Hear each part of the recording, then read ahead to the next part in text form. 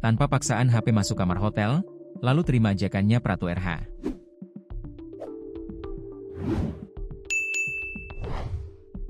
Perselingkuhan Ibu Persit dengan junior suaminya terbongkar.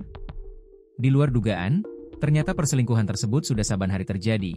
Bahkan dalam satu kali pertemuan, Ibu Persit ini bisa 3 kali melakukan hubungan badan dengan junior suaminya itu. Perselingkuhan ini terjadi di Sulawesi Tenggara, Sultra.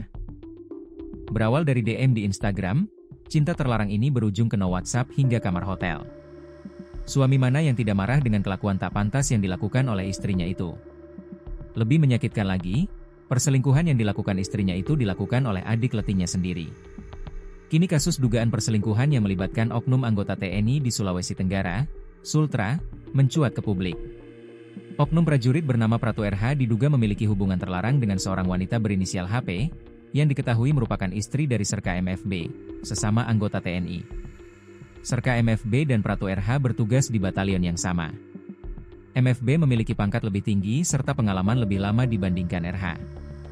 Dari pernikahannya dengan HP, Serka MFB telah dikaruniai 2 anak yang masih kecil. Informasi yang beredar menyebut, kedekatan antara Pratu RH dan HP berawal dari kegiatan gabungan prajurit TNI dengan anggota Persit. Dari interaksi tersebut, komunikasi mereka berlanjut di media sosial hingga bertukar nomor WhatsApp. Dugaan hubungan gelap yang sebelumnya tertutup rapat akhirnya terungkap, dan kini kasusnya tengah diproses oleh Detasemen Polisi Militer, Denpom, 14 3 Kendari. Komandan Denpom, Letkol CPM Haryadi Budaya Pela, yang dikonfirmasi, membenarkan pihaknya melakukan penyelidikan dugaan perselingkuhan dan tindak pidana asusila, KBT, tersebut.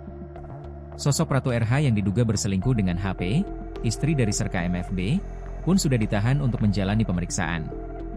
Sudah dilakukan penahanan dan sekarang dalam proses penyidikan, kata Letkol Haryadi, Selasa, 30 September 2025.